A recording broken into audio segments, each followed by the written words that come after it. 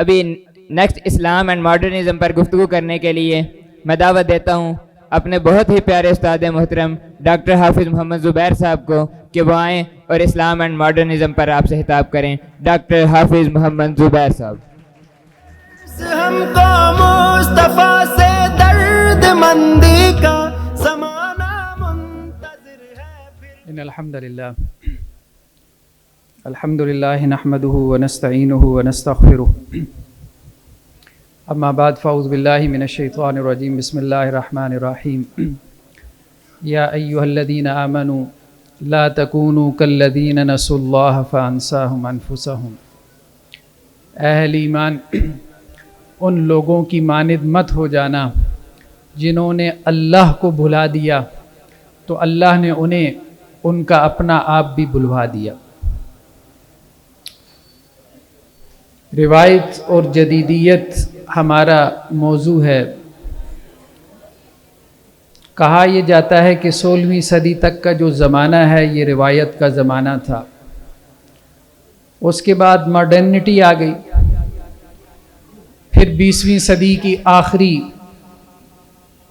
عشروں میں ہم ایک نئے دور میں داخل ہو چکے جسے پوسٹ ماڈرنزم کا دور کہا جاتا ہے، مابعد جدیدیت اس کا ترجمہ کیا جاتا ہے۔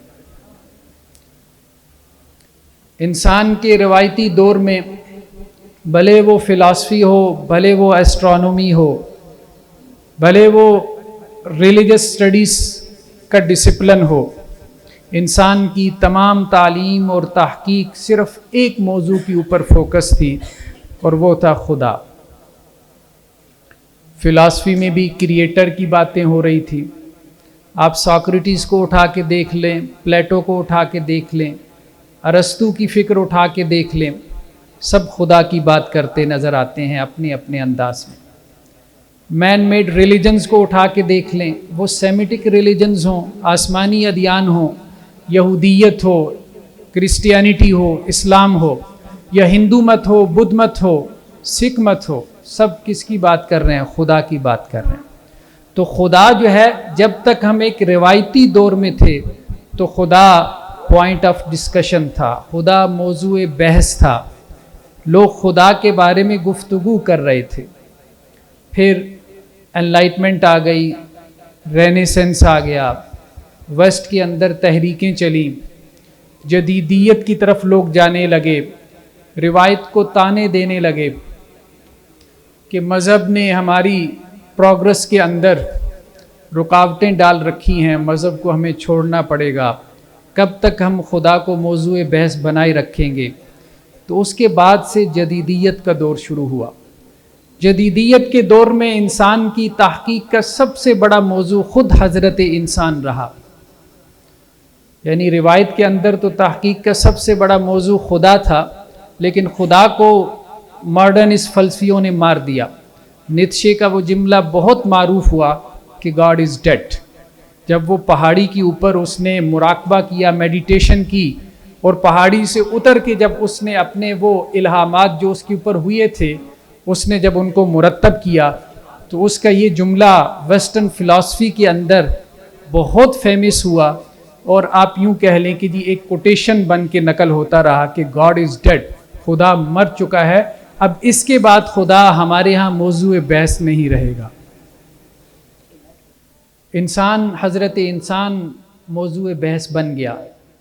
یونیورسٹیز کے اندر ڈپارٹمنٹس بننے لگے، یہ سوشل سائنسز کے ڈپارٹمنٹس ہیں، ان کے تحت سائیکالوجی آتی ہے، ان کے تحت اکنامکس آتی ہے، ان کے تحت پولیٹیکل سائنس آتی ہے، یہ ہیومینٹیز کے ڈپارٹمنٹس ہیں جو ہیومن کو ڈیفائن کریں گے کہ انسان کیا ہے، کیونکہ اس کائنات کا شہزادہ، اس کا پرنس حضرت انسان ہے، اس کائنات کی سب سے بڑی حقیقت حضرت انسان ہے۔ تو روایت کے اندر کائنات کی سب سے بڑی حقیقت، سب سے بڑی سچائی، الٹیمیٹ ٹروتھ وہ خدا تھا، وہ کریٹر تھا۔ تو انسان اس کے بارے میں جاننے کی کوشش میں لگا ہوا تھا۔ اہل مذہب کے پرسپیکٹو میں خدا کی صفات کو بیان کرتے تھے، فلاسفی والے فلسفے کے انداز میں خدا کو موضوع بحث بنا کے بتاتے تھے کہ کریٹر کو آپ کس طرح سے ثابت کر سکتے ہیں۔ ایسٹرونومی والے اپنے انداز میں دیکھ رہے تھے۔ تو گویا ہر ڈسپلن خدا کے اوپر گفتگو کر رہا تھا یہ تھا روایت کا دور. لیکن ماڈرنٹی کے دور نے خدا کو بالکل جیسے سین سے آؤٹ کر دیا. اب اس کے بعد کیا ہے, حضرت انسان موضوع بحث بن گیا. لیکن 20ویں صدی کے آخر میں آ کے بہت سے فلاسفر نے یہ بھی کہہ دیا کہ مین از ڈیڈ, خدا تو مر گیا تھا, اب انسان بھی مر چکا ہے. اب اس وقت کی جو ماڈرن سائنسز ہیں اس کا موضوع بحث انسان بھی نہیں رہ گیا. یہ ہماری بہت بڑی بدقسمتی ہے. سوشل سائنسز ہوں یا ہیومینٹیز کے علوم ہوں, جو حضرت انسان کو سمجھنے کے لیے, اس کی تربیت, اس کی تزکیہ, اس کی پیوریفیکیشن کے لیے, اس کی بیہیویئر, اس کے ایٹیٹیوڈ کو سمجھنے کے لیے جو وجود میں آئے تھے, آج وہ سب مادے کو سمجھنے کی کوشش کر رہے ہیں. اب پوسٹ ماڈرنزم کے دور سے ہم گزر رہے ہیں. پوسٹ ماڈرنزم مابعد جدیدیت کا سب سے بڑا موضوع میٹر اور مادہ ہے. آج ناسا کی تحقیق کا موضوع کیا ہے کہ اس کائنات کے اندر ایلینز موجود ہیں کہ نہیں. آج حضرت انسان. ڈاکٹر صاحب آپ کو انٹرپٹ کرنے کے لیے معذرت ہے, کیونکہ ہمارے درمیان ہمارے بہت ہی پیارے گیسٹ ابو بکر قدوسی صاحب تشریف لا چکے ہیں. آپ سب کے دلوں کی دھڑکن ابو بکر قدوسی صاحب اس وقت ہمارے درمیان موجود ہیں. Please round of applause for ابو بکر قدوسی صاحب.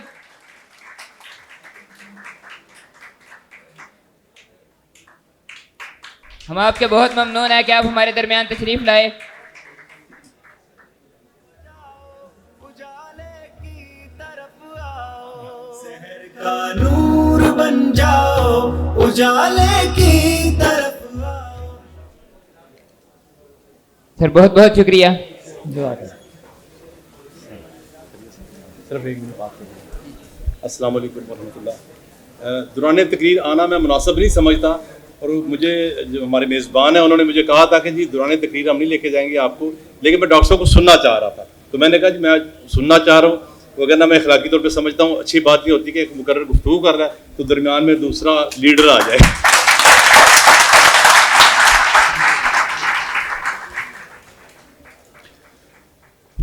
تو ہم یہ گفتگو کر رہے تھے, ٹریڈیشن یا روایت کا زمانہ وہ تھا کہ جس میں خدا موضوع بحث تھا. جب جدیدیت کا دور آیا تو حضرت انسان نے کہا کہ انسان کو موضوع بحث ہونا چاہیے, خدا کو کس نے دیکھا, خدا کہاں موجود ہے. لیکن انسان کے اوپر بھی تحقیق کر کر کے جب تھک گیا تو پھر اس کے بعد اس نے اس کائنات کو, اس یونیورس کو, اس مادے کو, اس میٹر کو موضوع بحث بنا لیا. آج ہماری بہترین تحقیق وہ تحقیق کہلاتی ہے, چاہے وہ سائنسز میں ہو یا سوشل سائنسز میں, جو میٹر کو ایکسپلور کرنے کے لیے کی جائے. ناسا کی تحقیقات کا موضوع حضرت انسان نہیں رہا کہ انسان کیا ہے. انسان کو سمجھنے کی کوشش نہیں کی جا رہی, بلکہ کائنات کی تسخیر کی کوششیں کی جا رہی ہیں. ایلینز دنیا کے اندر موجود ہیں کہ نہیں ہیں, اس میں $1 ملین کی ریسرچز ہو رہی ہیں.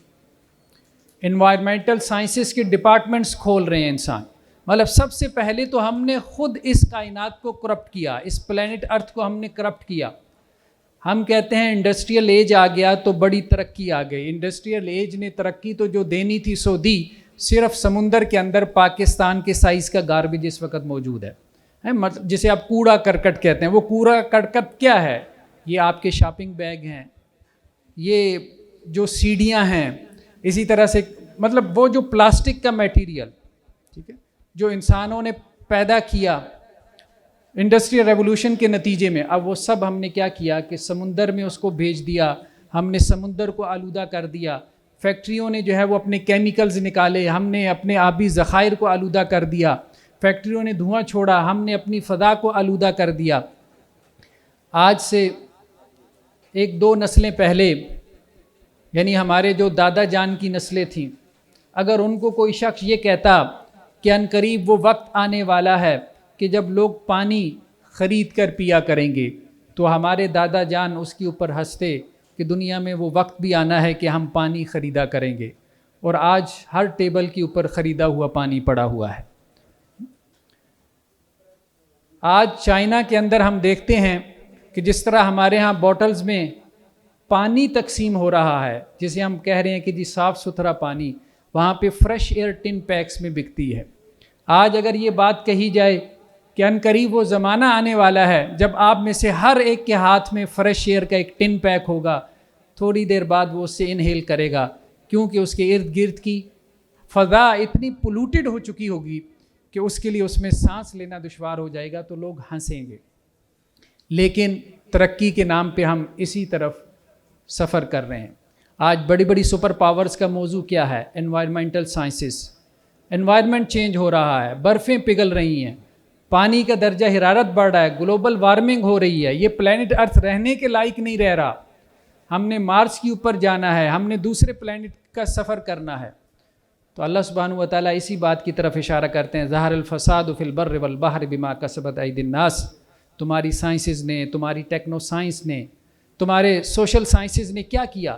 حضرت انسان میں بھی فساد برپا کر دیا اور پلینٹ ارتھ کو بھی رہنے کے قابل نہیں چھوڑا۔ تو زمین اور آسمانوں کے اندر، سمندروں میں حضرت انسان نے اپنے کرتوتوں کی وجہ سے فساد برپا کر دیا۔ تو ماڈرنٹی، ہمارا دین، ہمارا اسلام وہ جدید کے خلاف نہیں ہے، لیکن جس طرح سے جدید کے نام پہ روایت کی مخالفت کی جاتی ہے اور جدید کو مسلط کیا جاتا ہے، یہ وہ طرز عمل ہے جو بہت المناک ہے۔ آپ اپنی سوشل سائنسز کو دیکھ لیں، آپ اپنی ماڈرن سائنسز کو دیکھ لیں، ہم کیا پروڈیوس کر رہے ہیں اس وقت؟ کیا پروڈیوس کر رہے ہیں؟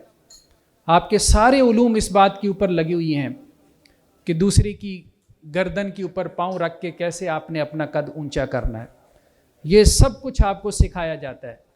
آپ میڈیکل سائنس میں چلے جاتے ہیں، وہاں پہ آپ کو باقاعدہ کورسز ڈیولپ کرنے پڑتے ہیں کہ میڈیکل ایتھکس کے نام سے۔ آپ سوشل سائنسز پڑھاتے ہیں تو باقاعدہ آپ کو پروفیشنل ایتھکس کے نام سے جو ہے وہ کورسز ڈیزائن کرنے پڑتے ہیں کہ ہم نے ان کو تھوڑا سا حضرت انسان بھی بنانا ہے۔ تو ہم نے اچھے انجینئرز پیدا کر لیے، ہم نے اچھے ڈاکٹرز پیدا کر لیے، ہم نے اچھے کمپیوٹر سائنسٹسٹ پیدا کر لیے، لیکن ہم اچھے انسان پیدا نہیں کر سکے۔ ہم نے انسان کو ہواؤں میں اڑنا سکھا دیا، سمندروں میں تیرنا سکھا دیا، لیکن زمین پہ چلنے کے قابل نہیں بنا سکے۔ تو یہ بہت بڑا المیہ ہے، بہت بڑا المیہ ہے، یہ بہت بڑا چیلنج ہے جو اس وقت ماڈرنٹی کو درپیش ہے۔ تو روایت نے ہمیں یہ سب کچھ سکھایا تھا۔ آپ گریک سویلائزیشن کو اٹھا کے دیکھ لیں، مطلب یونانیوں سے بڑی فلسفی کس نے پیدا کی؟ روایت کے اندر انسانی تاریخ میں، ہیومن ہسٹری میں یونانیوں سے بڑے فلاسفر اس دنیا کے خطے میں کہاں گزرے؟ اور یونانیوں سے بڑی سلطنتیں کس نے پیدا کی؟ سکندر اعظم جیسے ان کے ہاں بڑے بڑے بادشاہ تھے، ارسطو جیسے ان کے ہاں فلاسفر تھے، افلاطون جیسے۔ لیکن عین اس وقت جب کہ وہ دنیا کو فتح کر رہے تھے، عین اس وقت جو اپنی انسانی ذہنیت کی معراج کے اوپر تھے، تو یونان کے فلسفی کیا کر رہے تھے؟ گلیوں کے اندر چراغ لے کے گھوم رہے تھے، اور یونان کے لوگ جب ان سے پوچھتے تھے کہ دن میں چراغ لے کے کیا ڈھونڈتے پھرتے ہو، تو وہ یہی کہتے تھے کہ ہم حضرت انسان کی تلاش میں ہیں۔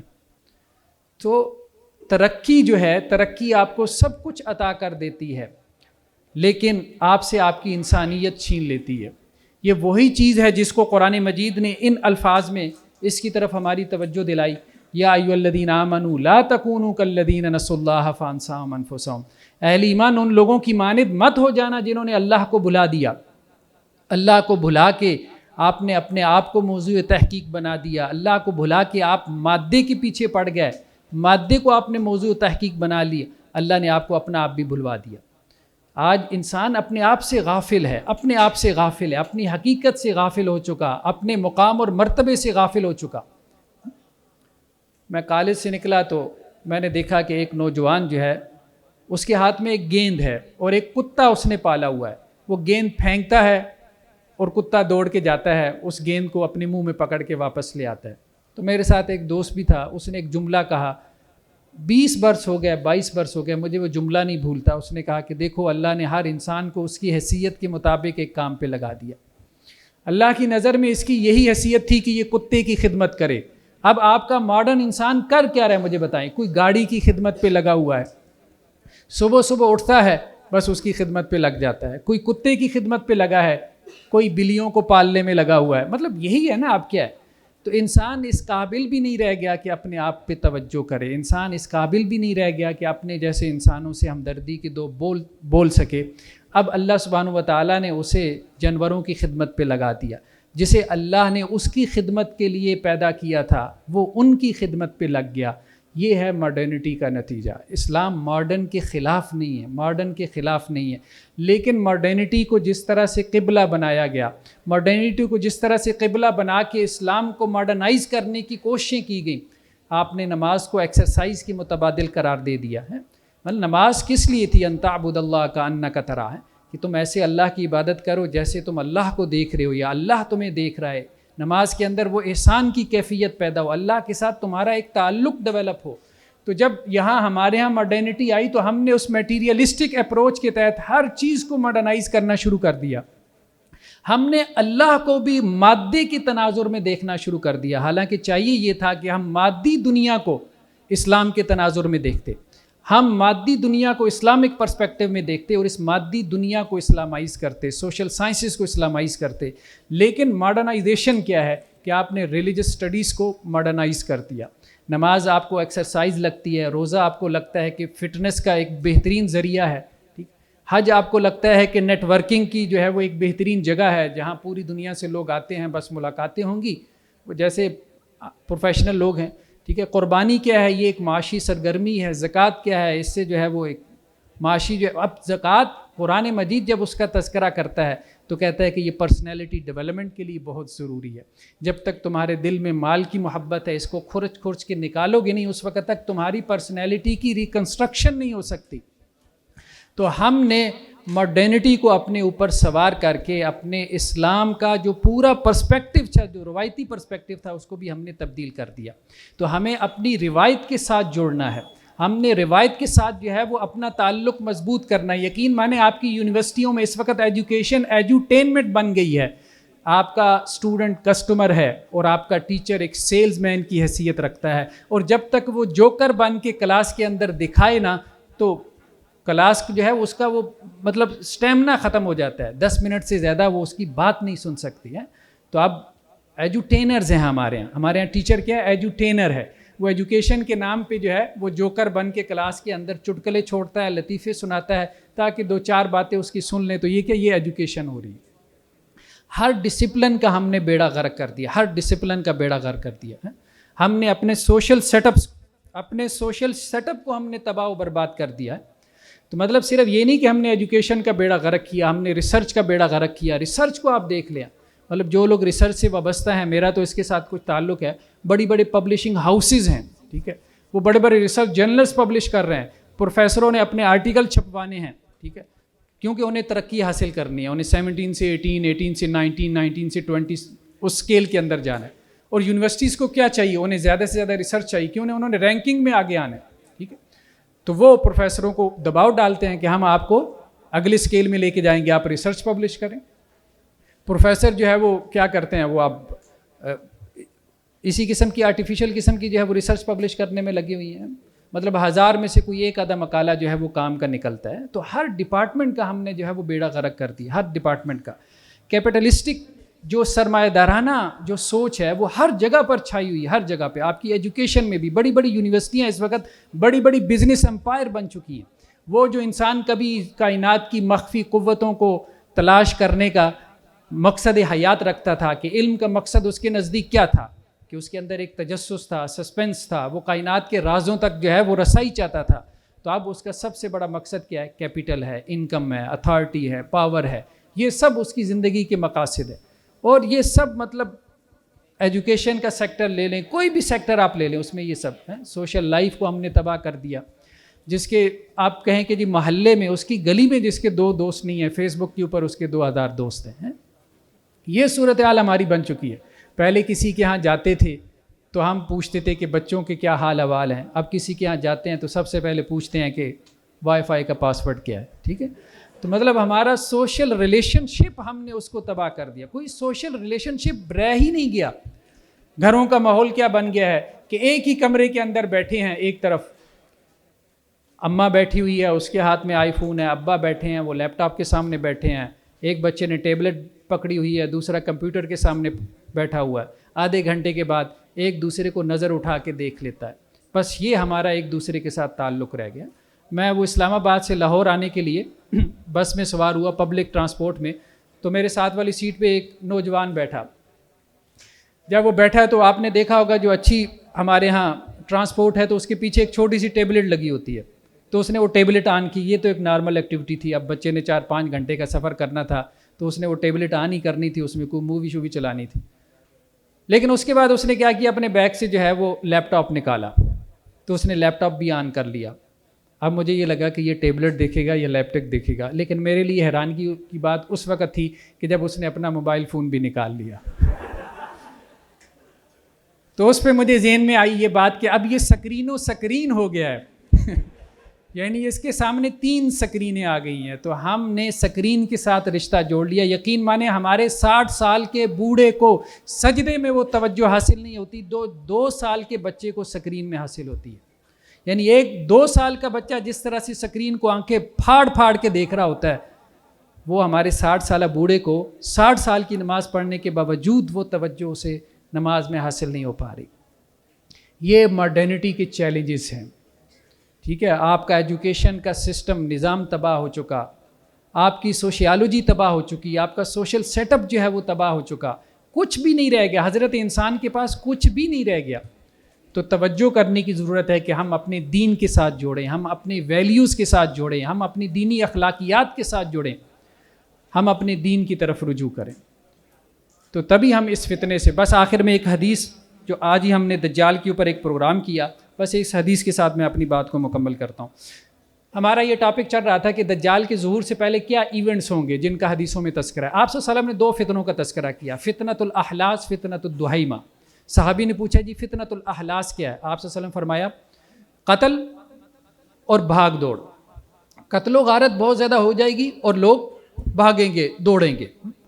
اور ساتھ میں یہ بھی کہا کہ مال و دولت کی فراوانی بہت زیادہ ہو جائے گی, آسائش کی فراوانی بہت زیادہ ہو جائے گی. پورے محلے میں ایک ٹیلی فون ہوتا تھا ہم جب چھوٹے تھے, پورے محلے کے اندر ایک فریج ہوا کرتی تھی, پورے محلے میں ایک ٹیلی ویژن ہوتا تھا, پورا محلہ وہاں جا کے جو ہے وہ ڈرامہ دیکھا کرتا تھا. آج ہر گھر کے اندر LED لگی ہوئی ہے.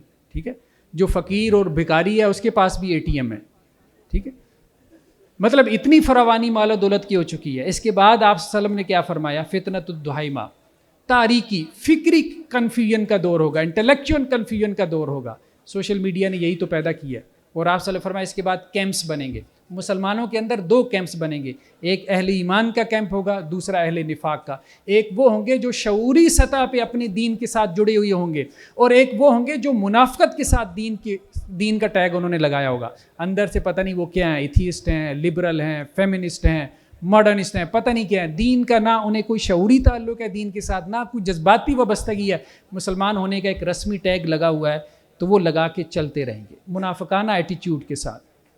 آپ صلی اللہ علیہ وسلم فرمائے جب یہ دیکھ لو تو اس کے بعد دجال کا ظہور ہوگا. اللہ سے دعا اللہ تعالی ہمیں عمل کی توفیق نصیب فرمائے. جزاک اللہ خیر. اللہ تعالیٰ قرآن مجید میں ارشاد فرماتے ہیں فاسألوا اہل ذکر ان کنتم لا تعلمون, اگر تم نہیں جانتے تو اہل ذکر سے پوچھو. تو میں سوچا کرتا تھا جب مجھے کوئی کویسچن فوری ذہن میں آتا ہے, خود اس کا کوئی مجھے دلائل نہیں مل پاتے, تو میں یہ کوشش کرتا ہوں کہ حافظ زبیر صاحب کی رائے لے لوں, تو اسی پر ہی عمل کرنے پر میں اکتفا کرتا ہوں. لیکن آج مجھے اندازہ ہوا میں اکیلا نہیں ہوں, بلکہ ابوبکر قدوسی صاحب کو بھی انہیں سننے کا اشتیاق رہتا ہے. تو آج مجھے ان کی اہمیت کا اندازہ اور زیادہ ہو گیا. اچھا, اس میں ایک اور چھوٹی سی اناؤنسمنٹ تھی کہ گرلز کے حوالے سے کچھ ایشوز تھے کہ ٹرانسپورٹ کا, تو ہم نے ٹرانسپورٹ والے سے کانٹیکٹ کر لیا, وہ انشاءاللہ تھوڑی دیر میں آپ کے درمیان موجود ہوں گے. بس ہمارے ابھی لاسٹ اسپیکر آپ سے ایڈریس کریں گے اور پھر فوری طور پر ہم کلوزنگ سیریمنی کریں گے. میں نے اپنی ٹیم سے پوچھا ہے کہ جو گرلز ہیں وہ بہت ٹائم کے لیے بیٹھی ہیں, تو ان کے لیے اسپیشل کیا ہے, تو انہوں نے کہا 2 دفعہ چائے.